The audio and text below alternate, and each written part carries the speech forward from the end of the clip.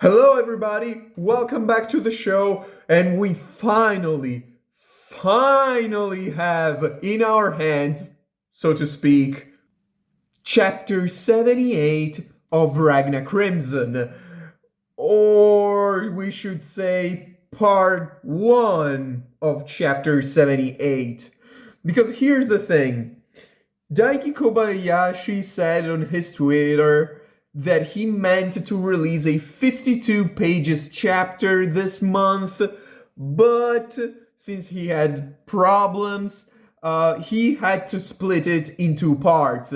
So this month we have part 1, which is 20 pages, and next month we'll have part 2, which will be, I assume, 32 pages, unless he bumps it up a little, we don't know. I have to admit it's a little disappointing after 1 month of hiatus, having only 20 pages, but this is what we get, so let's get to it. So chapter 78 is titled Big Wave, and we'll see what that means later. The chapter starts out on October 1st, a little before the ending of last chapter, so we are a little before the Bloodline of Roars unleashing those 22 million dragons out of Gehenna to attack the Sun Cult, the Holy City Amen. We are in the first stratum of Gehenna, the misty place, the one that was guarded by Lupoa, and we have a conversation between Lupoa, the Mist Dragon, together with Erun Eski, the Ice Dragon. Lupoa notes that when Lapisdoto, rest in peace, died, also Arya was present. Now, who is Arya? Some of you might ask. Well, Arya, 99.9999% is Liruosi. Why is that, and what her identity actually is? It was not revealed officially, but we do know, kind of. I mean, 99.9999%. Again, if you don't want to know, I'm not telling it. I'll just say that Arya is Lirosi. If you want to know, I did a video about it. Go watch that. And Lupoa resolves to not hesitate, even though he knows Arya for reasons that, again, go watch the video. So he will not hold back. Then on the fourth stratum of Gehenna, the, infinite plane, we see many dragons, all those millions and millions of dragons. We'll get to that in a moment, to the number, I mean. And there are three members of the Bloodline of Roars, and those are Borun Boruruk, which we've already come to know in the previous chapters, together with the Lucifer-looking dragon. His name is Dialslave, or Dialslabe. He is the flow control dragon, and we'll also see an application of his power later in this chapter.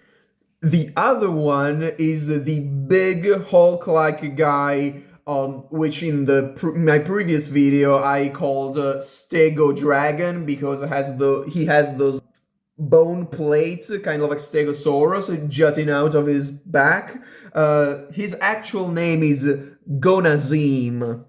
And he is the Devourer Dragon, and he seems to be kind of like a doofus, because he's tasked with staying in Isel or in Gehenna and protect it. Also Eruneski, it's him and Eruneski, those two are tasked to remain in Gehenna, but apparently he also devours dragons. He eats them because he's like, okay, so all of these dragons we have here, can I eat them?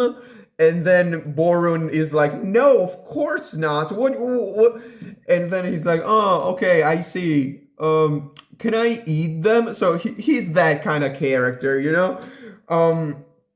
Also, the number of dragons. We were really shocked by the 22 millions number. but apparently 10 million more are staying in Gehenna. So they actually made 32 million dragons over the course of these months. Which is very impressive. Now, of course, we know that Borum Boruruk is the swarm dragon.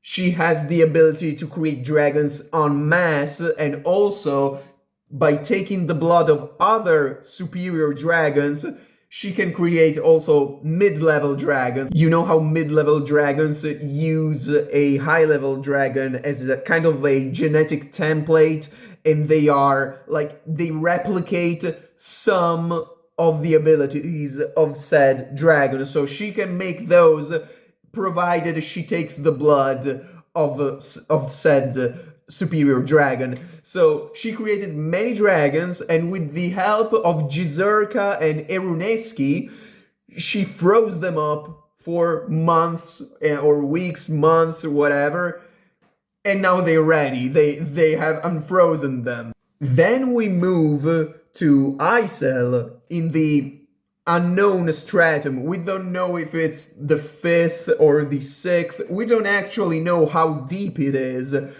but it's the final one, as far as we know, at least. So I was right. I mean, many people called it. I mean, I don't know how many, but the figure that was talking to Jizurka last chapter was indeed transformed Majorca. We knew that the mages from the Argentum Corps were found by the Bloodline of Roars and brought to Gehenna in Isel, the last stratum. We were not sure exactly who that person was, but I mean, it could be inferred. Here we find out that Jizurka does not have a title. Like, you know how all dragons have their title, like Bagram is the Truth Dragon, or Dial Slave is the Flow Control Dragon, and Gonazim the Devour Dragon, etc., etc. So Jizurka is not titled. Like, it's not that he does not have a rank, he very likely has one. We don't find out any ranks in this chapter, by the way. We found out all the names that we were lacking, all the titles that we were lacking, except, I guess, Jizurka's, because he doesn't have one. But we do not find out the ranks. We don't know the ranks of almost any of them. We know only the first and the second, I think, because they are Bagram and Gargantina. And then, I mean, I assume the third is Jizurka. I'm not sure. We don't find out any other rank. So Jizurka, as we could have, I guess, guessed, is kind of a smart-ass character. Like, he over-explains things. Like, he takes things very literally, even too much. And here we have a moment where Majorca reminisces over Fu, which was her brother, as we know, and as she probably also knew, because in that moment during part 1 of Ragna Crimson, where Starlia and Ragna talk to each other in that sort of, I don't want to say dimension, they kind of talk telepathically to each other. It's after Starlia has been seemingly killed by Walter Kamui, and Ragna was also defeated. Starlia tells Ragna that Majorca knows that Fu is her older brother, although he's been hiding it from her, but she suspects it. In this chapter, she complains about people who want to go to the battlefield, want to endanger themselves, even mortally, like Jizurka. He wants to go to the battlefield because, it would make sense for me to go. I designed all these magic circles, so they won't function enough or in the most efficient way if I'm not there. So he's like, yeah, of course I'm going. And so Majorca is like, all these people that are fretting to die, and then she remembers her brother. So she's still sour over that, understandably, who wouldn't be? And now we get to maybe the most interesting scene in this chapter or half chapter, whatever you want to say. Oh no, definitely the most interesting. So all the bloodline of Roars gathers together, and they are all there except King Bagram. Bagram is performing the ritual. Now, what this ritual is and shows is very, very important and nerve-wracking for me, okay? So first off, Bagram is in a dark room with a giant magic orb in the center of it, like floating. And this orb is full of sort of vine-shaped squiggly lines, which I assume they are in motion. Of course, in the comic, you don't really understand it. I see that there is an onomatopoeia below it in that panel, so I assume the vines are in motion.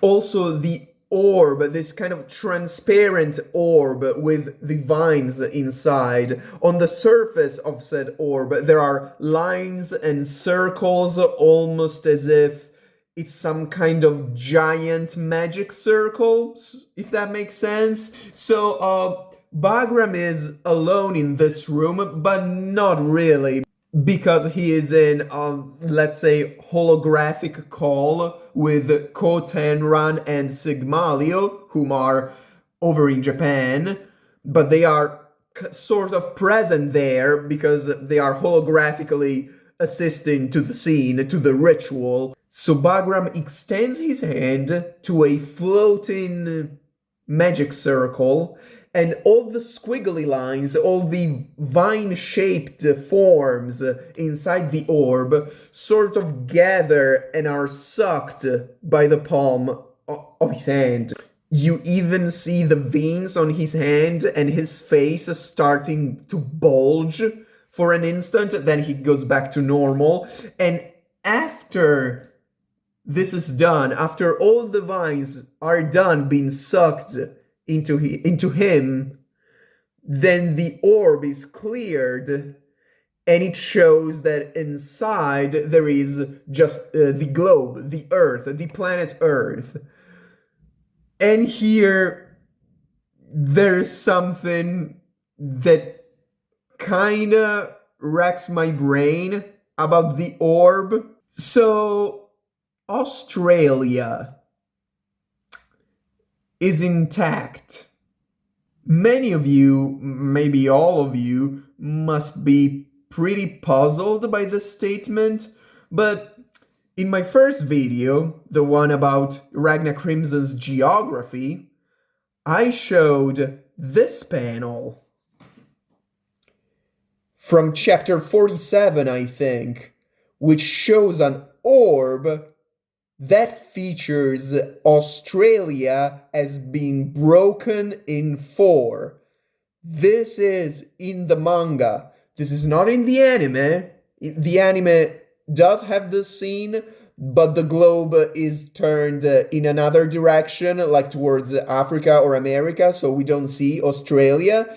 But in the manga, Australia has been shown to be broken in 4 big islands and several smaller ones. I hypothesized that maybe it's because, like, the silver comet fell there or something like that. We don't really know, but here we see Australia intact. So there are 3 possibilities here, okay? The first one is, of course, that this is an error, a mistake from author Daiki Kobayashi. It would be a pretty significant mistake, but I guess it's not impossible. The second one is that this is a retcon, a retroactive continuity, so he changed his mind basically. He intended for Australia to be cracked in 4 for some reason, but then he went back on that, and that might explain why this panel is not shown in the anime, or at least it is not faithfully adapted in the anime, because the Earth in the anime is turned another direction. You don't see Australia. I would be a little disappointed by that, because I was very happy when I found that, when I saw that, and I was, I don't know, thinking that it was gonna be incredibly relevant.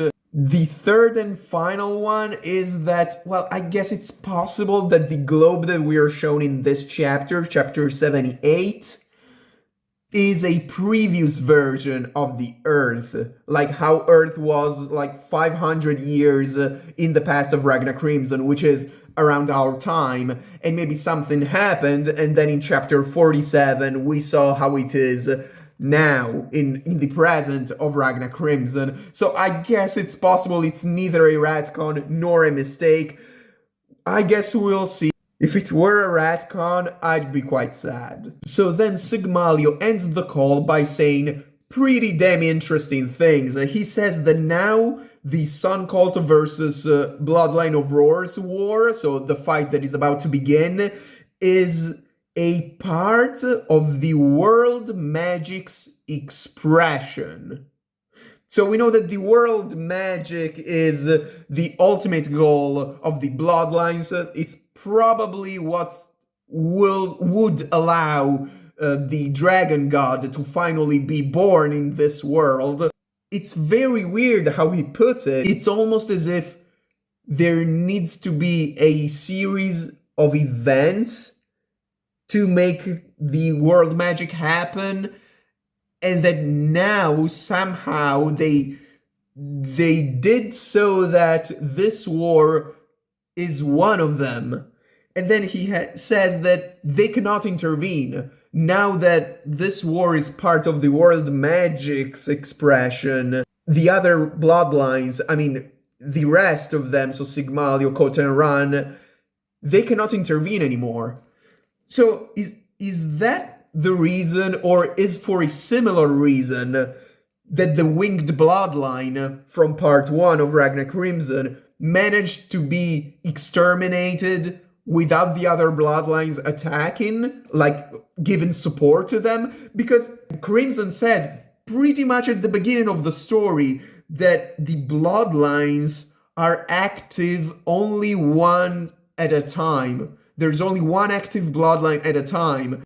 Was it because of this? Was it because to achieve the world magic, they need to do some things and they need to have each their own task? Like, you do this, you do that, and eventually the world magic will come to pass. Is it something like that? He also says that were it not for Bagram, the world magic completion would have been delayed by 300 years. So I'm not sure what this means. There are so many things I'm thinking right now. I guess I'll make a video about it, like a standalone for what the world magic actually is. Now, after the ritual, something even possibly more interesting happens. So the queen of the bloodline of Roars, which is, I assume, Bagram's wife, because he's the king, so I guess it's implied, she appears seemingly out of nowhere. She tells Bagram not to push himself too hard, because if he dies, then all the other dragons, like the superior dragons of the bloodline, might also die. To which he says that he's not that hot-blooded and young and hot-blooded anymore, so she must not worry. And then he exits the room. And in the moment where he exits the room, the queen, which we don't know her name, we don't know if she's a dragon, and if she is, we don't know her rank and powers or anything. We don't even see her face clearly. Like, this chapter is the most detailed we've ever seen her, and she still lacks any definition on her facial features. Like, her eyes are not drawn. And now, I'm not sure if this means that she actually does not have eyes, that her face is just like that. I assume not, but I don't know with Daiki Kobayashi, honestly.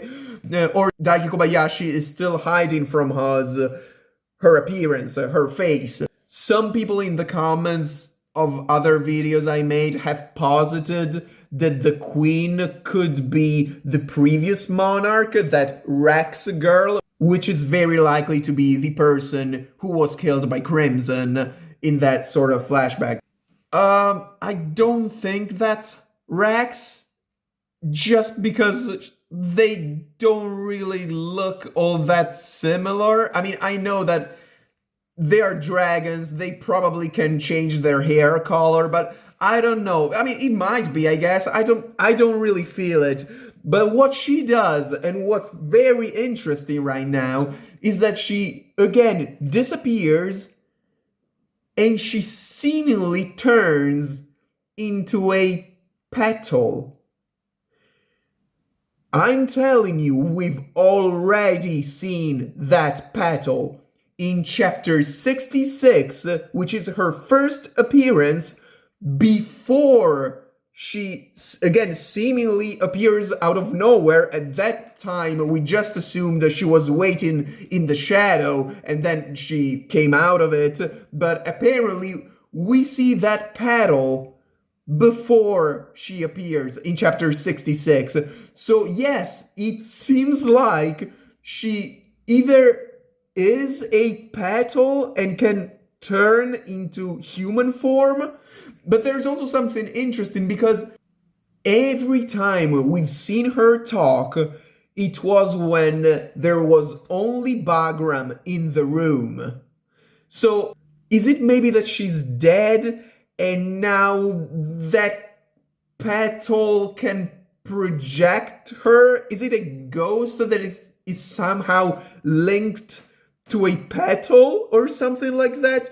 That petal, man, that goddamn petal. We've also briefly seen her in a flashback in the last chapter when she extended a hand of help to little Gargantina and Celine, or Shireen, however that old lady is called, the old lady with the silver hypersensitivity. So I assume from that she was real at some point.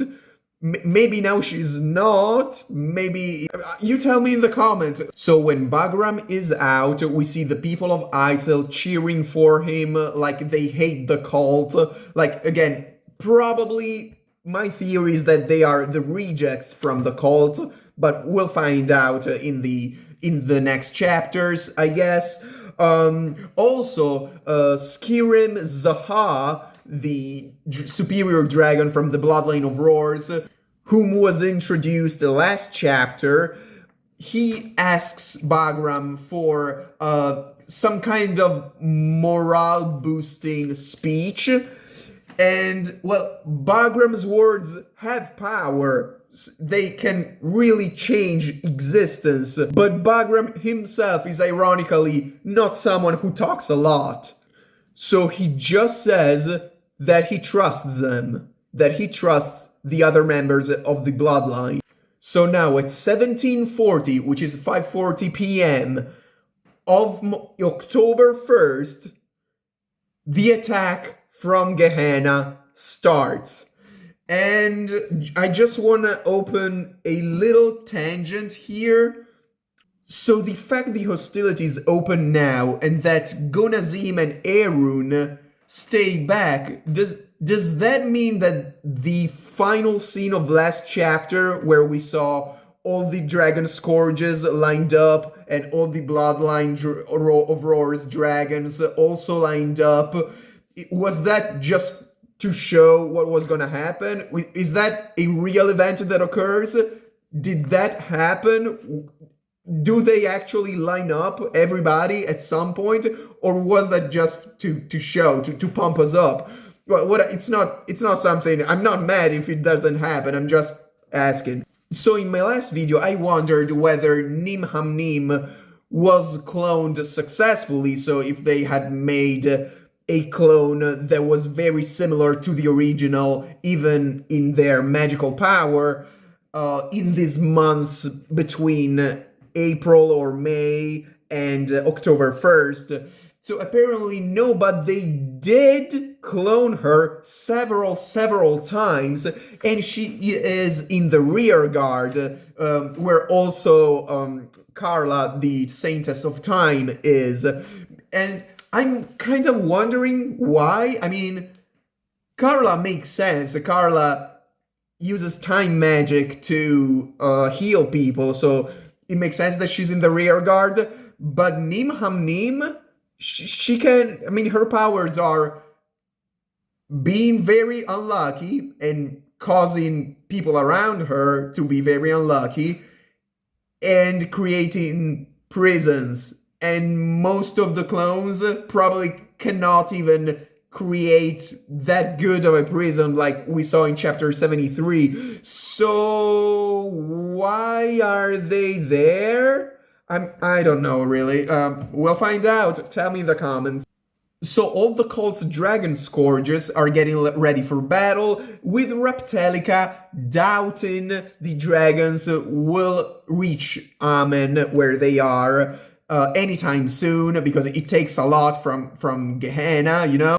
But she stands to be corrected, because, and this is the final scene of the chapter, the half chapter, Diloslabe, the Lucifer-looking dragon, superior dragon, is on top of a medial dragon, followed by several low-class dragons. Now this mid-level dragon he's on top of, it looks to be one created with his blood, with the blood of Diloslabe. And I say this because if you look at that dragon, he has the little fangs, the teeth here that are overgrown, just like Diloslabe. So I assume that's a Diloslabe type mid-level dragon. And here we have probably my favorite panel in all of the chapter, because yes, Lapis Dozzo is in a panel, rest in peace. And it turns out, I mean, Diloslabe says it, he says that Lapis Dozzo wanted the destruction of the Sun Cult more than anybody else in the Bloodline of Roars. I mean, there needs to be a story about this, right? Why did he hate it? I mean, we know why he would hate it. The Sun Cult is pretty darn terrible, but why would he hate it more than any other dragon? Like, maybe we'll see a flashback about Lapis Dozzo in the coming chapters. I'm in for it. I'm in for more Lapis Dozzo, always. And here we have the titular Big Wave. So the Big Wave, as Diloslabe calls it, is a sort of technique. I mean, I don't think the technique is called Big Wave, or maybe it is, but what happens here is that some sort of energy, not really smoke, let's just say electricity-looking energy, radiates from Diloslabe's lower legs. And this energy makes the low-class dragons that are behind the mid-level dragons Diloslabe is on top of, it makes them gather around the mid-class ones, not only the mid-class dragon that Diloslabe is on top of, but other mid-class dragons of the same type. And altogether, they form some kind of dragon-shaped swarm of dragons, you know? And the speed is kind of, I mean, I don't know if it's all summed. It seems to be the speed increases dramatically. So I guess this is the flow control, because Diloslabe, we find out, is the flow control dragon. So I guess this is his power.